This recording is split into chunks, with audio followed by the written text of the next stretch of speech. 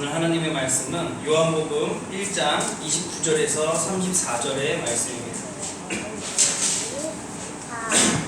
지난주와 마찬가지로 사실은 교파교회나 많은 교회들이 이제 사순절 기간 그리고 부활절을 준비하기 위해서 많은 교인들이 서로 많은 말씀을 나누고 많은 내용들을 가지고 대화하는 것들을 봤습니다.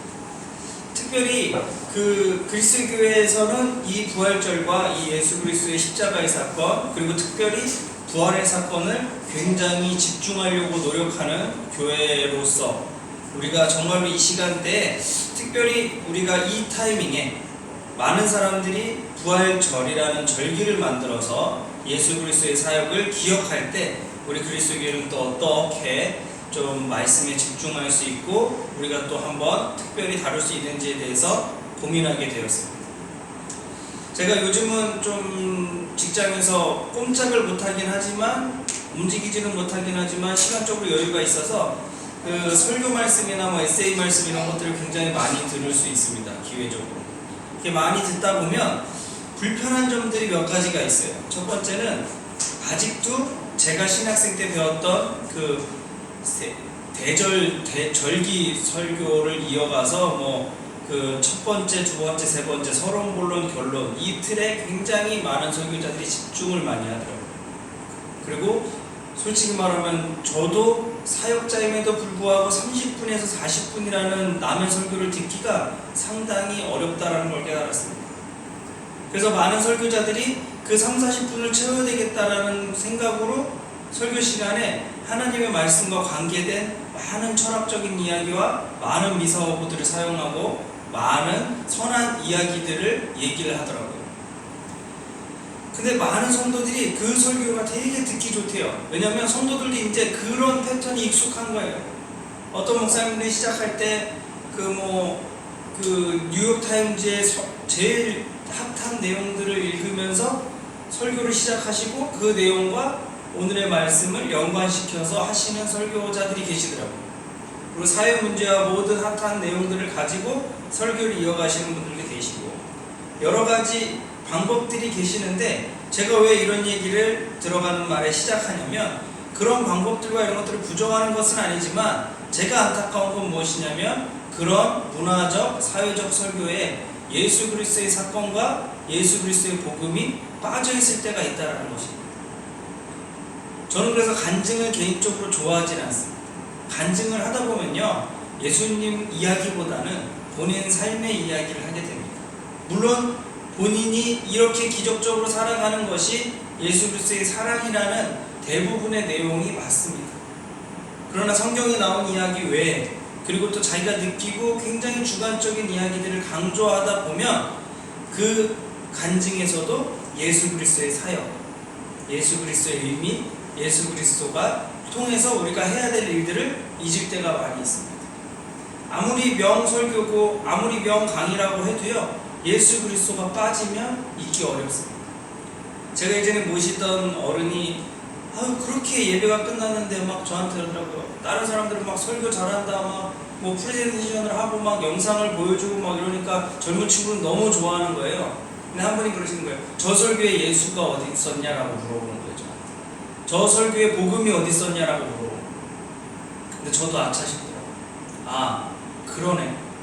굉장히 재미있고 굉장히 윤택했고 굉장히 버라이어티해서 좋은 시간, 즐거운 시간을 가졌는데 저 말씀과 시작과 끝 중심에 예수 그리스도의 복음이 있었냐라고 물어보는 그 질문에 제가 아차 싶더라고요. 아마 많은 교회들이 부활절의 의미를 다시 하고 부활절을 다시 기념하는 이유는 바로 그것일 겁니다. 편안하게 정말로 사회적으로 문화적으로 설교로서 많은 것들을 광범위하고 버라이어티하게 접하다가 이 1년에 한 번씩 부활주를 해서 예수 그리스도의 십자가의 사건을 강조하겠다라는 뜻인 거죠. 근데 제가 지난주에도 말했지만 이 그리스도의 교회의 점신은 매일매일 우리는 예수 그리스도를 기념하고 기억하는 것입니다. 그래서 우리는 매주 만찬을 하고 또 모일 때마다 예수님을 기념하게 된다라는 거죠. 근데 가끔은 우리가 그런 것들이 벗어날 때가 많이 있습니다. 근데 그것은 죄나 큰 잘못은 아닙니다. 왜냐하면 인간으로서 어쩔 수 없기 때문에 그러니까 어떻게 됩니까? 우리는 계속해서 말씀에 의지하고 우리가 서로 교제하면서 살아가야 된다라는 거예요. 그런 취지에서 오늘 세례 요한이 예수님을 표현하고 세례 요한이 예수님을 자신의 그 사역에서 예수님의 사역으로 넘어가는 것들을 인정하고 예수 그리스도를 나타내는 그 구절들이 제가 너무나도 지금 우리들에게 필요하고 다시 한번 생각할 수 있는 게 의미가 있을 것 같아서 함께 여러분들과 읽고 싶었고 또 느끼고 싶었습니다. 요한이 재밌는 건 무엇이냐면 이튿날 요한이 예수께서 자기에게 나오심을 보고 이르되 보라 세상 죄를 지고 가는 하나님의 어린 양이로다 라고 얘기하는 것입니다. 이것은 굉장히 구약적인 표현이에요. 구약적인 표현. 이게 무엇이냐면 어린 양이라는 표현은 굉장히 구약적인 표현으로서 제사를 지낼 때 아무 흔결 없는 어린 양을 각을 떠서 제사를 지낼 때 사용하는 겁니다. 그리고 세상 죄를 지고 가는이라는 뜻도 구약적 사고입니다. 무엇입니까? 이 양을 각을 떠서 죽임으로 인하여서 그 피를 몸으로 인하여서 어떻게 됩니까? 나의 모든 죄와 나의 모든 것들을 전이시켜서 불로 태워서 용서받는 행위가 구약적 제사입니다. 구약적 제사의 형태를 가지고 세례요한이 나가면서 예수 그리스도를 뭐라 하냐면 세상 죄를 지고 가는 하나님의 어린 양이로다 라고 얘기하는 거죠. 우리가 이야기는 우리 문화와 우리 국어 방법으로 이야기는 세상 죄를 지고 간다고 하니까 어떻게 해요? 아, 저 예수님은 죄도 많고 흠도 많은 하자가 많은 사람이겠구나.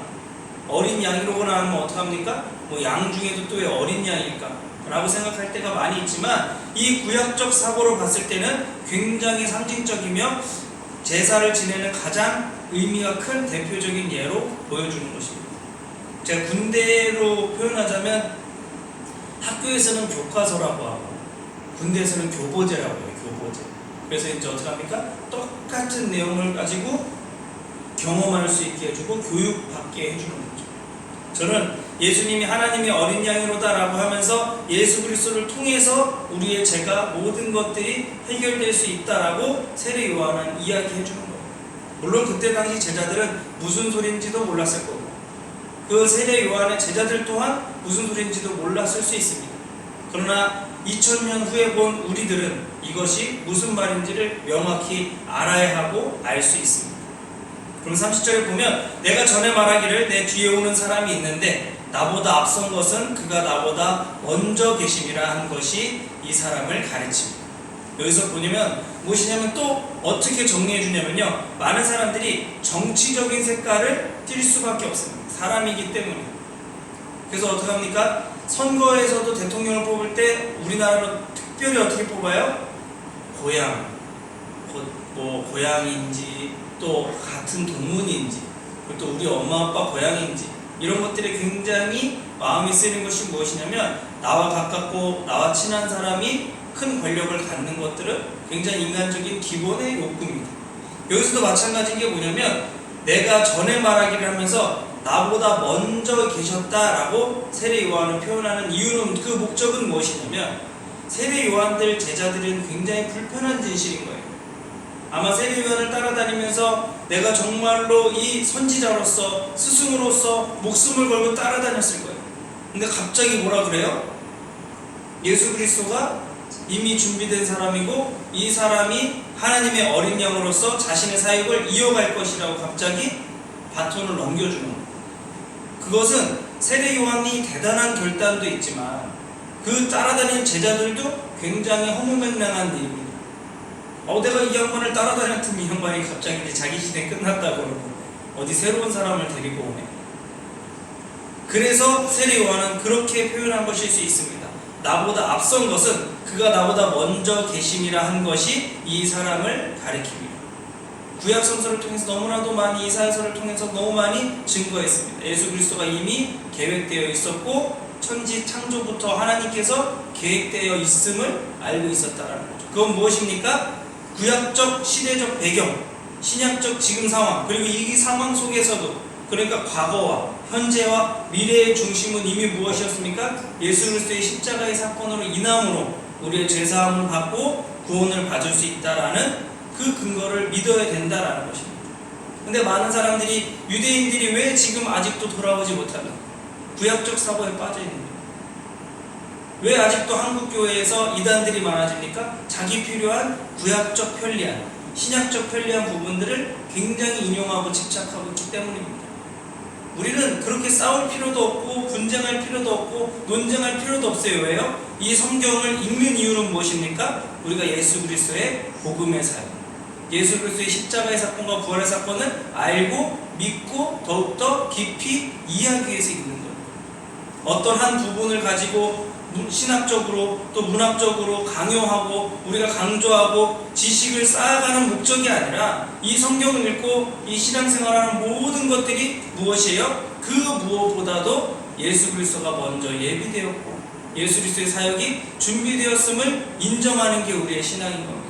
그래서 나의 인격, 내가 여지껏 갖던 모든 철학적인 사고, 내가 경험했던 모든 데이터베이스들, 내가 가지고 있던 모든 고집과 아집들을 내려놓고 그 이전부터 무엇이에요? 예수 그리스도의 사역이 시작되었고 또 예수 그리스도의 십자가의 사건이 있었다라는 것을 믿고 인정하라는 이야기입니다.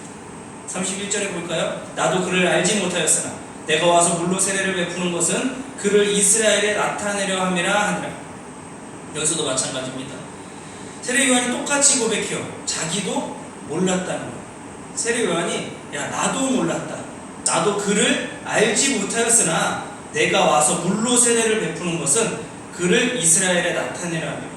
예수 그리스도가 어떻게 사역이 시작되어 있냐면 무엇이냐면요, 하나님의 아들이라고 말하면서도 완전한 인간과 완전한 신격 자체를 같이 가져가 있었습니다. 왜냐하면 예수님께서는 하자가 없어야 되기 때문이었어요. 인간적으로. 그래서 어떡합니까? 세례요한을 찾아와서 하나님의 어린 양이 굳이 인간에게 세례를 받는 것입니다. 아마 세례요한도 하나님의 사인과 하나님의 말씀 속에서 이해하기 어려웠을 거예요. 아니, 하나님의 아들이라면서 뭘 저한테 세례를 받으세요? 왜 나한테 세례를 받으세요? 그냥 하나님의 어린 양이신데, 하나님의 아들이신데 왜 내가 세례를 할 수 있습니까? 라고 물어볼 수 있습니다. 그 말을 하는 것이에요. 근데 뭐예요? 물로 세례를 베품으로 인하여서 예수 그리스도가 인간으로서 완벽한 세례를 받았고 인간으로서 그리스도인이 되었다함을 증명하고 나타내고 아까 말한 대로 교보제와 교과서가 되기 위해서 하나님께서 이끌어 주시는 것입니다. 32절에 보면 요한이 또 증언하여 이르되, 증언했다는 건 무엇입니까? 보고 듣고 직접 확인한 것을 말하는 것입니다. 내가 봄에 성령이 비둘기같이 하늘로부터 내려와서 그의 위에 머물렀더라 라는 것입니다. 물로 세례를 주나 물로 세례를 주는 것 같지만 무엇이에요? 성령이 비둘기같이 그 위에서 머물러 있었다라는 것입니다.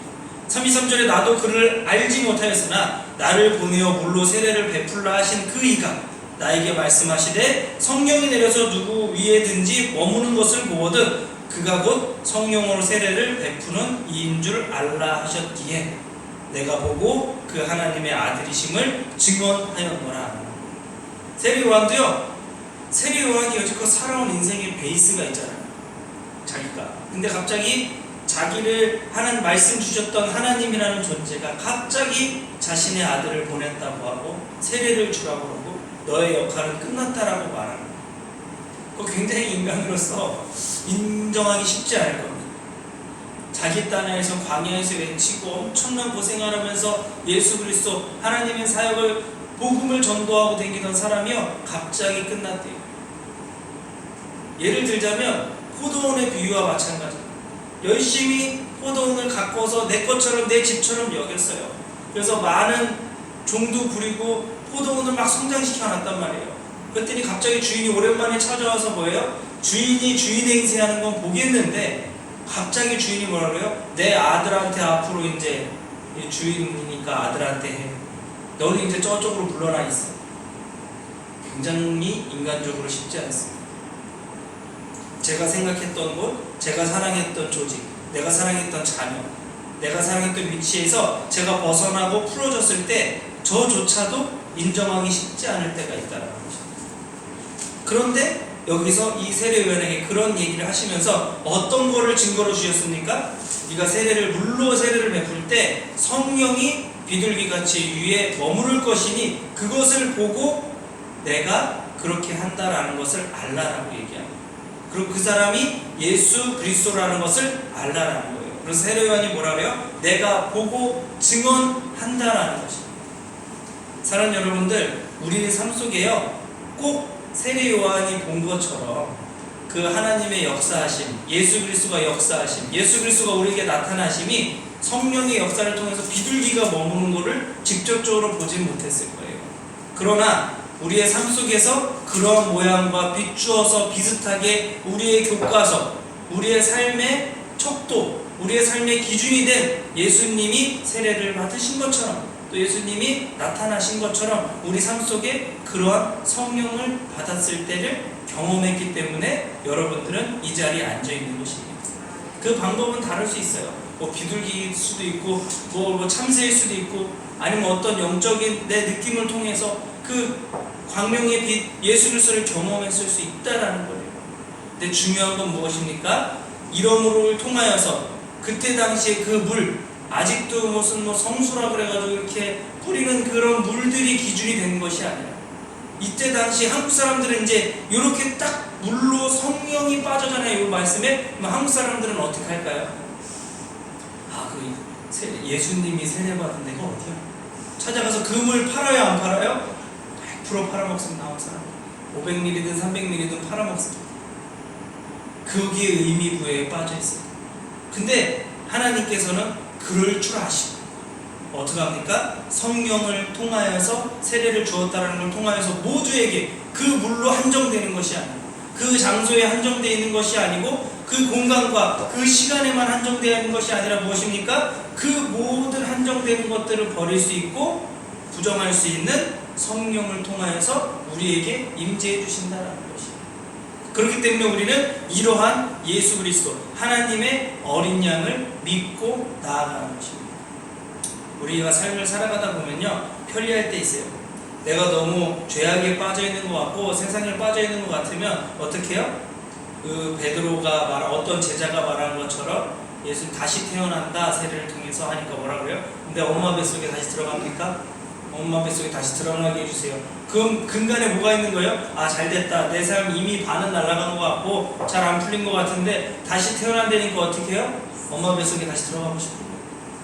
우리가 신앙생활을 하다 보면 마찬가지입니다. 천주교에 나와 있는 그 성수, 그런 것들이 왜 나와 있습니까? 그런 것들을 왜 합니까? 안 믿는 사람들은 굿을 왜 합니까? 뭔가 털어버리고 싶어요. 뭔가 상징적으로 나의 모든 과거와 나의 모든 것들을 털어버리고 싶은 거예요. 어떤 훌륭하다는 표현이 적절할지 모르겠지만 굉장히 유능한 점쟁이가 나와서 하는 말이 있어요. 절대로 내가 모시는 신은 미래에 대해서 한 번도 얘기해 준 적이 없대요.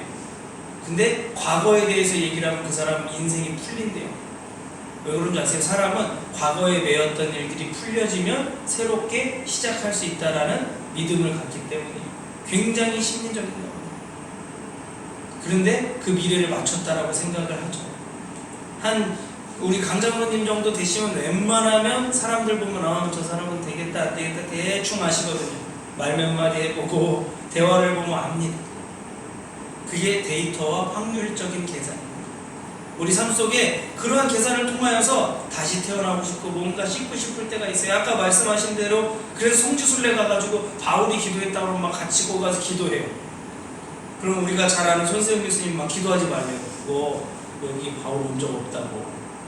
근데 막 거기 사람들은 어떻게 해요? 바울이 왔던 곳 이래가지고 지금도 양주에서 보면 김삿갓이 지나갔대요. 그거 어떻게 증명할 거예요? 똑같이 유대인들도 중동에서 그런 짓을 하고 있는 거예요. 근데 거기에 제일 많이 집착하는 사람이 한국 사람들이에요.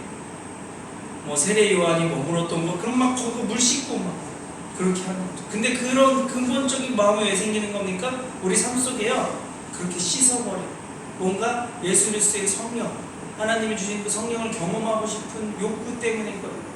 저도 금요일날 교회에서 이제 설교 준비를 하다가 내가 집에서 자는 것보다 여기서 자고 가야 되겠다. 되게 맹목적인 거예요. 자면 내가 괜찮을 것 같아. 교회에서 성전에서 내가 자고 가면 뭔가 내가 마음도 안정화될 것 같고 좋을 것 같아서 잤어요. 그랬더니 한 2시간 잤다 일어났는데 얼마나 불편한지 죽겠더라고요. 바닥에 베기고 막. 그래서 내가 왜 또 여기서 이렇게 고생해서 자고 있지? 싶어서 집에를 갔습니다. 그런 근본적인 마음이 무엇일까? 그것은 무엇이냐면 우리가 하나님의 어린 양, 보이지 않는 이 성령을 통해서 준 이 세례를 믿고 따르긴 하지만 정확히 알지 못하기 때문에, 그러니까 어떻게 해요? 인간적으로 보여지는 곳에서 자꾸 그런 확신들을 찾으려고 노력하는 거죠. 그래서 어떤 학자가 말했다, 루즈벨트가 말했다, 누가 말했다, 칼빈이 말했다, 루터가 말했다. 왜요? 최근에 산 사람이니까. 그 사람이 쓴 글, 그 사람의 사진도 보이니까요. 그래서 모든 교단들이 그가 말한 거에 집착을 합니다.